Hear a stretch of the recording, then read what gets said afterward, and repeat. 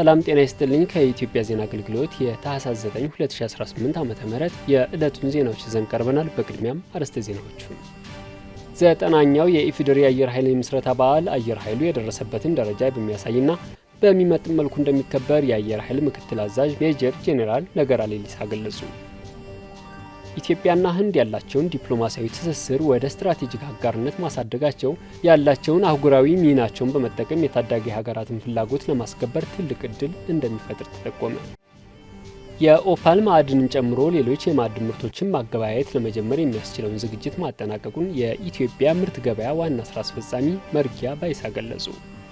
የኪነ ጥበብ ባለሙያዎች የኢትዮጵያን ብሔራዊ ጥቅም የስራዎቻቸው ማዕከል ሊያደርጉ እንደሚገባ የባህልና ስፖርት ሚኒስትር ሸዊት ሻንካ አስገነዘቡ።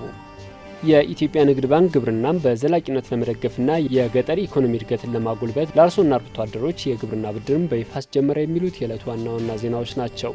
ዜናዎቹን በዝርዝር እንመለከታለን። ከዜናዎቹ ጋር አህመድ መሐመድ አብሬያችሁ ቆያለሁ። ዘጠናኛው የኢፌዴሪ አየር ኃይል የምስረታ በዓል አየር ኃይሉ የደረሰበትን ደረጃ በሚያሳይና በሚመጥን መልኩ እንደሚከበር የአየር ኃይል ምክትል አዛዥ ሜጀር ጄኔራል ነገራ ሌሊሳ ገለጹ።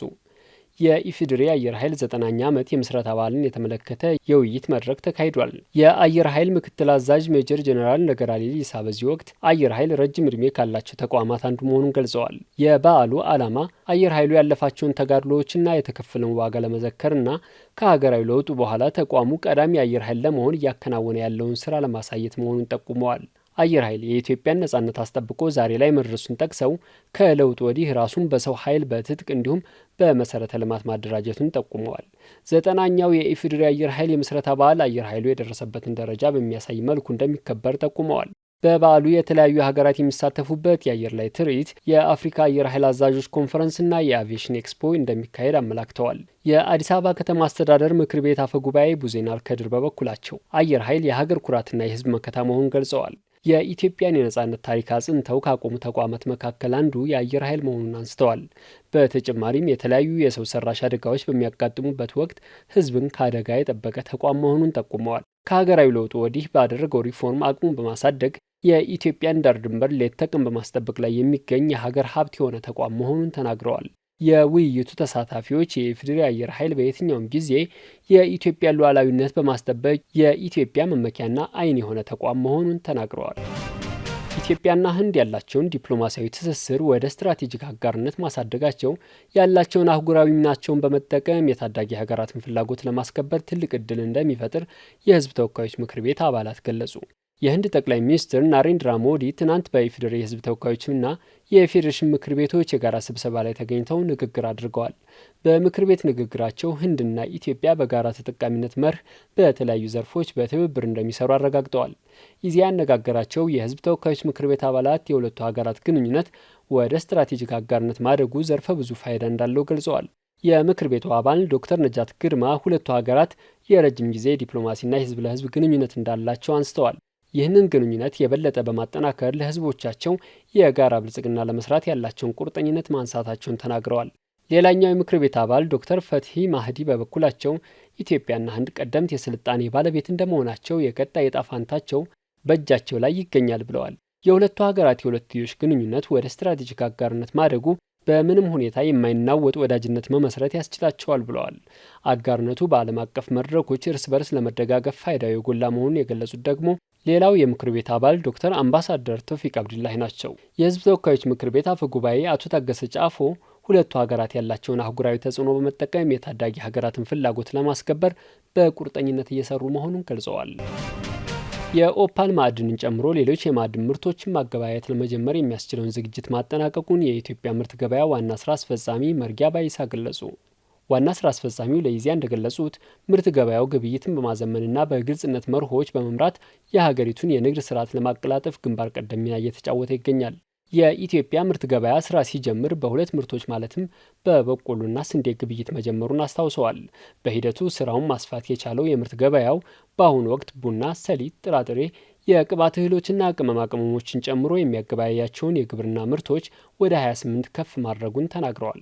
በተለይም ከለውጡ በኋላ መንግስት ለምርት ገበያ በሰጠው ትኩረት 15 አዳዲስ ምርቶችን ወደ ግብይቱ ማስገባት መቻሉን ዋና ስራ አስፈጻሚው ጠቅሰዋል። ምርት ገበያው ተወዳዳሪና ተፈላጊ የግብይት መዳረሻ እንዲሆን በርካታ ስራዎች መከናወናቸውን አንስተው በዚህ ምርት ገበያው የበለጠ ውጤታማ እየሆነ እንደሚገኝ ተናግረዋል። የኢትዮጵያ ምርት ገበያ አዋጅ ከተሻሻለ በኋላ ተቋሙ ከግብርና ውጭ የሆኑ ማዕድንና የኢንዱስትሪ ምርቶችን ማገበያየት የሚችልበት ኃላፊነት እንደተሰጠው ዋና ስራ አስፈጻሚው አንስተዋል። ይህንኑ ተከትሎ የኦፓል ማዕድንን ወደ ገበያ ለማስገባት ከማዕድን ሚኒስቴር ጋር በርካታ ተግባራት መከናወናቸውን ገልጸዋል። ከኦፓል በተጨማሪ ሌሎች ማዕድናትን ለማገበያየት የሚያስችል ራሱን የቻለ የግብይት ስርዓት ለመዘርጋት በምርት ገበያው በኩል ሲደረጉ የነበሩ ዝግጅቶች መጠናቀቃቸውን አስታውቀዋል። በማዕድን ሚኒስቴር በኩል መጠናቀቅ ያለባቸው ጉዳዮች ሲፈጸሙ የማገበያየት ስራው እንደሚጀመር ዋና ስራ አስፈጻሚው ተናግረዋል። የኪነ ጥበብ ባለሙያዎች የኢትዮጵያን ብሔራዊ ጥቅም የስራዎቻቸው ማዕከል ሊያደርጉ እንደሚገባ የባህልና ስፖርት ሚኒስትር ሸዊት ሻንካ ገለጹ። የባህልና ስፖርት ሚኒስትር ሸዊት ሻንካ ለኢዜአ እንደገለጹት የኪነ ጥበብ ስራዎች የሀገርን ገጽታ ለመገንባት እንዲሁም ብሔራዊ ጥቅምና አቋምን ለማንጸባረቅ ከፍተኛ ሚና አላቸው። መንግስት ከየትኛውም ጊዜ በላይ ለዘርፉ ትኩረት መስጠቱን ገልጸው ኪነ ጥበብን በስርዓተ ትምህርት ከማካተት አንስቶ በሚከናወኑ ግዙፍ የልማት ፕሮጀክቶችም ላይ መንጸባረቁን በማሳየነት አንስተዋል። ይህንን በመጠቀም ለህዝብና ለሀገር መስራት ታዲያ ከኪነ ጥበብ ባለሙያዎች የሚጠበቅ መሆኑን ተናግረዋል። የኪነ ጥበብ ባለሙያዎች የኢትዮጵያን ብሔራዊ ጥቅም የስራዎቻቸው ሁሉ ማዕከል ሊያደርጉ እንደሚገባ አስገንዝበዋል። በዘርፉ ያለውን አቅም አጉልቶ ለማውጣት በተቀናጀ አግባብ መስራት እንደሚገባም ነው ያሳሰቡት። በሁሉም መስክ ተጽዕኖ ፈጣሪ የሆነች ኢትዮጵያን ለመፍጠር የኪነ ጥበብ ባለሙያዎች በሀገረ መንግስት ግንባታ ሂደት ውስጥ ያላቸውን አይተኬ ሚና እንዲጫወቱ ቀጣይነት ያላቸው ስራዎች እንደሚከናወኑ ሚኒስትሯ ጠቁመዋል። የኢትዮጵያ ንግድ ባንክ ግብርናን በዘላቂነት ለመደገፍና የገጠር ኢኮኖሚ እድገትን ለማጎልበት ለአርሶና አርብቶ አደሮች የግብርና ብድርን በይፋ አስጀመረ። የባንኩ የኮርፖሬት አገልግሎቶች ምክትል ፕሬዚዳንት ኤፍሬም መኩሪያ በወቅቱ የብድር አገልግሎቱ የአነስተኛ ባለይዞታ አርሶና አርብቶ አደሮች የብድር አገልግሎት ተጠቃሚ ያደርጋል ብለዋል። አገልግሎቱ አርሶ አደሮች በግለሰብም ደረጃ ሆነ ተደራጅተው ከግብርና ግብዓቶች እስከ ማሽነሪዎች ግዢ የብድር አገልግሎት የሚያገኙበት መሆኑን ገልጸዋል። ለእንስሳት ምርታማነት አርብቶ አደሮች የተለያዩ ግብዓቶች ለማሟላት እድል የፈጠረ መሆኑንም ተናግረዋል። አርሶ አደሮችና አርብቶ አደሮች በአቅራቢያቸው ወደሚገኝ ቅርንጫፍ በመሄድ የአገልግሎቱ ተጠቃሚ መሆን እንደሚችሉ ተመላክቷል። የግብርና ሚኒስትር ዴኤታ ዶክተር መለስ መኮንን በበኩላቸው የግብርና ፋይናንስ በማሳደግ የገጠር ትራንስፎርሜሽን አጀንዳን በማሳካት ምርትና ምርታማነትን ለማረጋገጥ በርካታ ተግባራት እየተከናወኑ ነው ብለዋል። ከዚህ ውስጥ አካታች የሆነ የፋይናንስ ተደራሽነት በገጠር ማረጋገጥ መሆኑን ገልጸው ዛሬ የኢትዮጵያ ንግድ ባንክ በይፋ ያስጀመረው የብድር አገልግሎት አንዱ ማሳያ መሆኑን አንስተዋል። ባንኩ ለአርሶ አደሩና ለአርብቶ አደሩ የጀመረው አገልግሎት ምርትና ምርታማነትን በማሳደግ የምግብ ዋስትናን ለማረጋገጥ ትልቅ ፋይዳ ያለው መሆኑንም አመልክተዋል። ክቡራን አድማጭ ተመልካቾቻችን ለታህሳስ 9 2018 ዓ.ም የያዝናቸው የዕለቱ ዋና ዋና ዜናዎች እነዚህን ይመስሉ ነበር። ከዜናዎቹ ጋር አህመድ መሐመድ አብሬያችሁ ቆየሁ። መልካም ጊዜ።